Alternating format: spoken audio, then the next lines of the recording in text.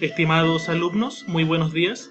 En esta ocasión vamos a trabajar con un ejercicio de renta presunta. La idea básicamente es hacer dos cosas. Número uno, calcular el impuesto de la empresa, completar los datos principales en el formulario 22 de la empresa y posteriormente hacer los formularios 22 de cada uno de los propietarios de esta empresa, con los datos que están aquí.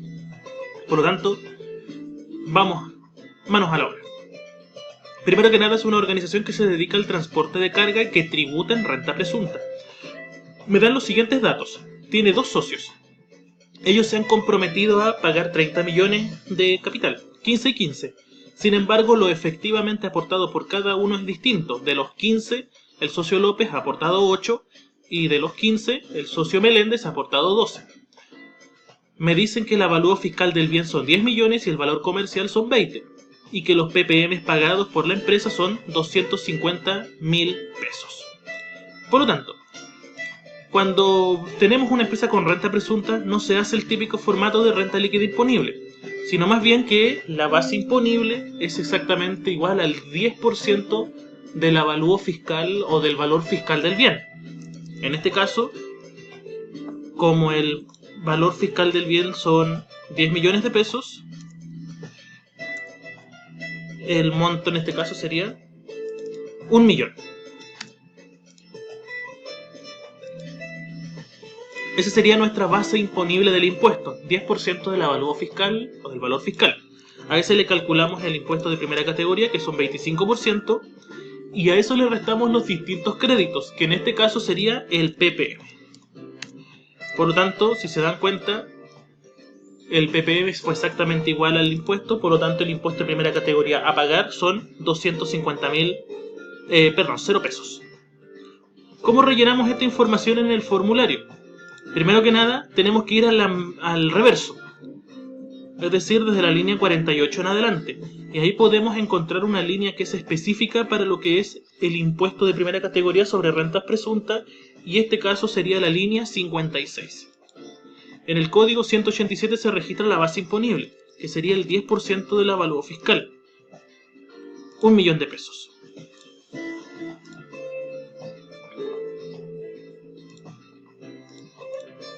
Y en esta de acá registramos el impuesto de primera categoría, que sería el 25% de la base imponible como lo calculamos con anterioridad.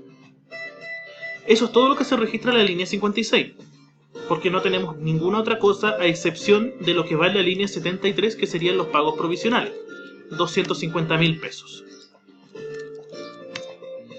Como en este caso, si se dan cuenta, va restando de acuerdo a la línea que está acá, eso nos da el total, en este caso, de la renta líquida imponible anual, que sería 0.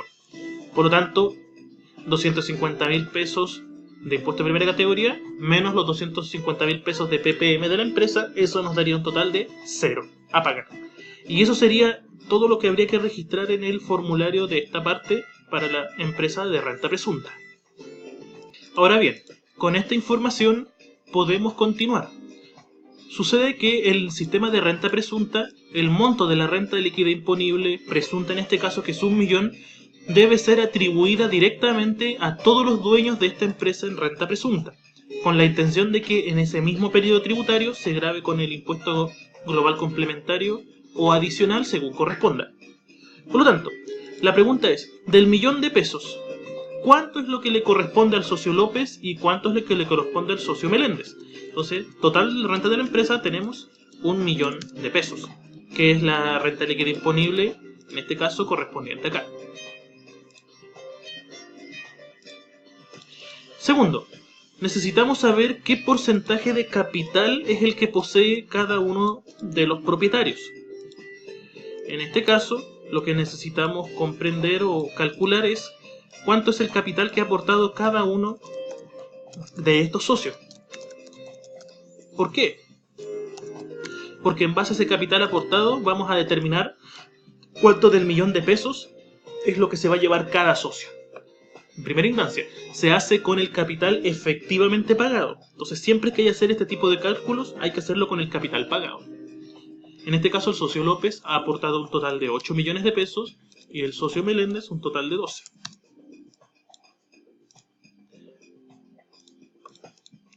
calculamos la proporción, es decir, el capital pagado efectivamente por la empresa es un total de 20 millones.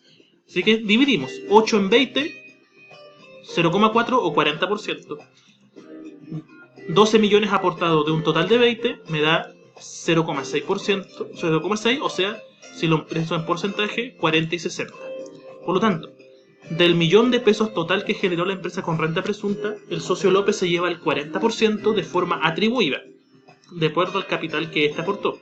En cambio, el socio Meléndez, como aportó más capital efectivamente pagado, 60%, del millón total se lleva 600.000 pesos. Si se dan cuenta, ahí me da el millón correspondiente. Esa es la forma de atribuir la renta presunta y se hace en el mismo periodo tributario en el cual se calculó la renta líquida imponible o la renta presunta, en este caso de la empresa correspondiente. Ahora bien, sucede que cuando tenemos una empresa que no es persona natural, es decir, es una EIRL, una sociedad de personas, sociedad por acciones o sociedad anónima, se hace un formulario por la empresa, que es el que rellenamos hace un rato, y se hace otros formularios totalmente distintos por cada dueño, uno por cada dueño. En este caso, lo que vamos a hacer es empezar a completar los formularios de cada uno de los dueños para calcular el impuesto global complementario y todos los impuestos correspondientes por pagar. En primera instancia, el que vamos a hacer es el del socio Antonio López. Para poder completar el formulario de una persona natural, se deben rellenar las líneas que van desde la 1 hasta la 47. Esas son como las más importantes. Y después de eso se empieza a traspasar la información hasta llegar a la línea 83, que es la última. Por lo tanto, de la 1 a la 47, persona natural, de la 48 a la 83, son las líneas que tienen que ver con el capital, o sea, normalmente con una empresa. Ahora bien, si tengo una persona natural que tiene un giro como persona natural, toda la información se tiene que rellenar en el mismo formulario, si es que así fuera. Lo vamos a ver en ejercicios más adelante. Por lo tanto, en primera instancia, de acuerdo al ejercicio que les acabo de mostrar y que ustedes van a poder disponer al momento de ver este video, es que durante el año 2019 esta persona ha recibido honorarios brutos por 4.600.000. Cuando tenemos honorarios, tenemos que rellenar una parte que está mucho más atrás del formulario, que es el recuadro 1 de los honorarios. Este recuadro 1 se rellena con los datos que tenemos de los honorarios. En este caso, sabemos que el monto del honorario completito son 4.600.000 pesos brutos, que es lo que yo debo colocar acá. Recuerden, cuando hablamos de honorario bruto no tiene nada que ver con el impuesto al valor agregado, que es el IVA. Por lo tanto, 4.600.000 pesos, que sería el monto del honorario bruto de esta persona. Ahora bien, lógicamente cuando a esta persona se le pagó el honorario, se le aplicó una retención del 10% del honorario bruto. O sea, del 4.600.000 pesos de honorario que le correspondían, se le retuvieron 460.000 pesos. No existen en este caso honorarios sin retención ni otro tipo de honorarios, por lo tanto rellenamos una línea que es subtotal, que es la línea código 547. Si se dan cuenta, aquí están los signos que me pueden dar a entender a mí qué es lo que yo debo registrar, o sea, si debo sumar, restar, etc. Y este, si se dan cuenta, es un total. ¿Qué sucede? Los honorarios tienen un beneficio que tiene que ver con que de ese monto de 4.600.000 tenemos que rebajar lo que es el gasto presunto. O sea, si una persona trabaja honorarios, se entiende que desarrolló algún gasto por el estilo. No sé, pagó locomoción, compró una impresora, por ejemplo, para imprimir documentos, gastó en tinta, etc. Por lo tanto, yo debo restar de esos 4.600.000 un 30%, que es lo que se coloca acá. Sin embargo, ese 30% tiene un tope, que son 15 UTA. Entonces, por ejemplo, si una UTA vale 49.000 pesos, este es un ejemplo, es una simulación, por lo tanto no tiene nada que ver con el ejercicio. Yo tengo un tope de 15 UTA. Por lo tanto, si eso fuera así, 49.000 pesos es el valor de una UTM. Si yo multiplico eso por 12, me daría el valor de una UTA. Entonces, si una UTM tuviera un valor de 49.000 pesos, una UTA son 12 UTM, por lo tanto 588.000 pesos sería una UTA. Como el tope son de 15 UTAs, como pueden verlo acá, aquí lo dice, el tope sería de 8.820.000. Por lo tanto, cuando yo calcule el 30%, hago lo siguiente. Al honorario bruto, 4.600.000, le calculo el 30% y lo comparo con el tope. Y yo registro aquí el que sea menor. En este caso estamos bien, el 30% es menor al tope, por lo tanto ese es mi gasto presunto.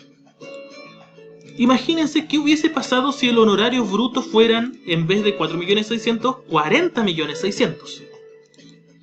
En este caso, el 30% son 12.180.000, mucho más alto que el tope. Por lo tanto, en este caso, yo registro el menor, que sería el tope, es decir, las 15 UTA. Ese es el procedimiento que hay que aplicar. En este caso, volvemos al cálculo. El monto son 4.600.000 de honorarios. Le aplico el 30% al monto de los honorarios brutos que está acá. Y eso me da el gasto presunto por honorarios. 1.380.000 menor al tope. Esto va con signo negativo porque va restando. Aquí lo pueden ver. Y con eso calculamos el total de honorarios. Honorario bruto menos, en este caso, el gasto presunto, me da que mi honorario real son 3.220.000 pesos. Eso lo vuelvo a registrar en la columna que dice total, y aquí en la 619 traspaso lo que sería el gasto presunto del otro, perdón, en la retención que coloqué acá arriba. Por último, los datos de este recuadro los traspaso a las líneas de acuerdo a lo que me aparece acá abajo. Entonces traspasa línea 8. Vuelvo al formulario de la persona natural y en la línea 8 me dice rentas percibidas del artículo 42 número 2, honorarios. En este caso, aquí en el código 110, registro el monto del honorario que esta persona recibió. 3.220.000.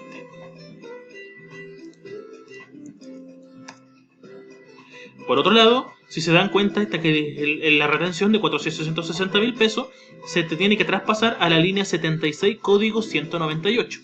Eso está mucho más abajo. Por lo tanto, bajo a la línea 76. Retención, en este caso, por rentas declaradas en la línea 6, recuadro 1, código 198. Y ahí registro el monto de la retención, 460.000 pesos.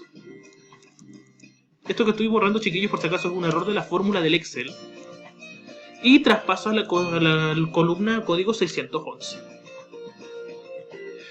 Bien, por otro lado, me dice que el trabajador ha recibido sueldos por 4.150.000 pesos y que eso ha pagado impuesto único al trabajo por 25.000.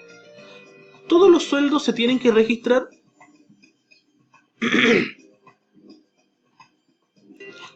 en la línea 13, código 1098. Y es ahí en donde yo registro el monto de los sueldos que ganó esta persona, o sea, 4.150.000 pesos. Y ese monto lo traslado al código 161. 4.150.000. Por otro lado, esta renta pagó un impuesto de segunda categoría que se tiene que ocupar como crédito. Eso se registra en la línea 40, código 162. Y es ahí en donde yo registro los 25.000 pesos de impuesto único de segunda categoría que esas rentas pagaron. Por último, esta persona compró una casa al crédito. Pagó intereses, en este caso por crédito hipotecario. El crédito hipotecario me sirve para rebajar la renta, en este caso de la persona. Por lo tanto, en este caso, los 350.500 pesos se tienen que registrar en la línea 19, intereses pagados por crédito hipotecario. Y van restando posteriormente en el código 751. El ahorro previsional voluntario también rebaja la base imponible del impuesto único al trabajo. Por lo tanto, si yo hago APB durante el año, se debe registrar en la línea 20, código 765, y traspasarlo al código 766. Menos 3 millones. Chiquillos, se me acabó el tiempo del video. En la parte 2 continúo rellenando este formulario y además completaremos el formulario del otro dueño. Muchas gracias, chiquillos. Hasta pronto.